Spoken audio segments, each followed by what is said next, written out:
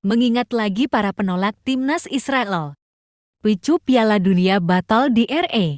Penolakan sejumlah pihak atas keturutsertaan tim nasional timnas Israel bermain di Piala Dunia U20 tahun 2023.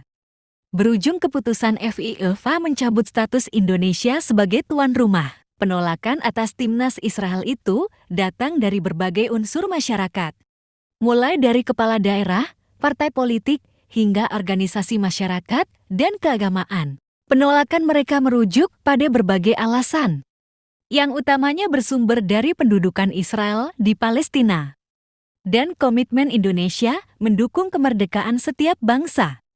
Sebagaimana diatur konstitusi, berikut daftar tokoh dan institusi yang terang-terangan menolak kedatangan timnas Israel U20 ke Indonesia. 1. Gubernur Jawa Tengah Ganjar Pranowo.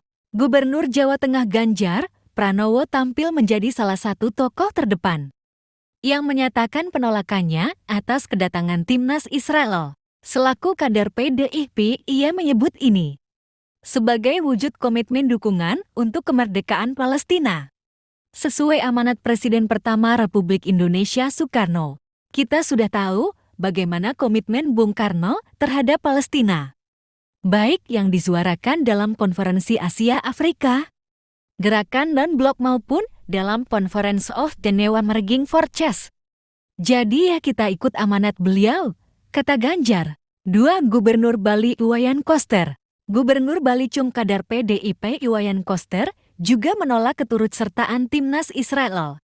Ia melayangkan surat kepada Menteri Pemuda dan Olahraga Menpora, yang isinya menolak timnas Israel berlaga di Bali dalam ajang Piala Dunia 20. Surat itu bernomor T.00.426/11470 sekret. Perihal penolakan tim Israel bertanding, yang ditandatangani oleh Wayan Koster pada 14 Maret tahun 2023. Kami mohon agar Bapak Menteri mengambil kebijakan untuk melarang tim dari negara Israel ikut bertanding di Provinsi Bali. Kami, pemerintah Provinsi Bali, menyatakan menolak keikutsertaan tim dari negara Israel untuk bertanding di Provinsi Bali, bunyi isi surat Koster tersebut. 3. PDIP. Ketua DPP PDIP Bidang Keagamaan dan Kepercayaan kepada Tuhan, Hamka hak menyebut penolakan didasarkan atas sikap Presiden pertama RI Soekarno yang tidak mengakui Israel. Ya, penolakan terhadap Israel itu berdasarkan prinsip Bung Karno, bahwa Bung Karno tidak akan mengakui negara Israel sebelum memerdekakan Palestina. Sampai sekarang, prinsip itu dipegang oleh negara kita, termasuk oleh masyarakat luas. Kata Hamka, lantaran sudah sesuai prinsip Bung Karno. Menurut dia, sikap menolak timnas Israel itu tidak melanggar konstitusi. Tentu penolakan itu berdasarkan sejarah kita sendiri. Artinya, tidak melanggar konstitusi kita, tidak melanggar prinsip. Meski sebenarnya selama ini sudah ada jalinan-jalinan hubungan informal dengan Israel. Kata dia, di Jawa Barat, Ketua DPD PDIP Jabar Ono Surono mengimbau Gubernur Jawa Barat Ridwan Kamil membuat surat resmi ke pemerintah pusat, Kementerian Pemuda dan Olahraga, hingga PSSI terkait penolakan ini. Hal serupa terjadi di Jawa Timur. DPD PDIP Jawa Timur menginstruksikan agar fraksi PDIP di DPR di Jatim menyampaikan penolakan secara terbuka kepada Gubernur Jatim Khofifah Indar Parawansa, menginstruksikan kepada fraksi PDI Perjuangan di DPR di Jatim untuk menolak kehadiran delegasi dari Israel pada Piala Dunia U20 di Jawa Timur.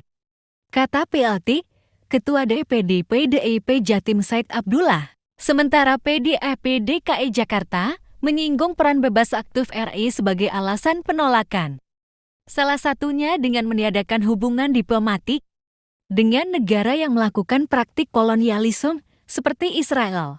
Semua pihak yang terlibat dan berkaitan dengan penyelenggaraan perhelatan Piala Dunia U20 yang menekankan untuk menolak kehadiran timnas Israel. Demikian pernyataan resmi PDIP Jakarta. 4. Wali Kota Bengkulu Hilmi Hasan. Penolakan timnas Israel juga hadir dari Wali Kota Bengkulu Hilmi Hasan. Helmi melayangkan surat resmi kepada Menpora dan Presiden FIFA pada 24 Maret lalu. Surat itu memuat 3 poin utama. Alasan Kota Bengkulu menolak timnas sepak bola Israel merumput di Indonesia. Pertama, menurutnya hal ini tidak sejalan dengan pembukaan O di tahun 1945. Kedua, sikap Israel atas Palestina tidak sejalan dengan kebijakan politik Indonesia. Dan Indonesia pun tidak memiliki hubungan diplomatik dengan Israel. Sementara, pada poin ketiga, Helmi menekankan bahwa Kota Bengkulu sebagai tanah kelahiran Sang Saka Merah Putih, meminta agar pemerintah pusat bertindak sebagaimana FIFA tidak mengikut sertakan Rusia pada ajang Piala Dunia tahun 2022 di Qatar beberapa waktu lalu. Untuk konten selanjutnya, kalian ingin aku bahas apa lagi? Silahkan tulis di komentar ya.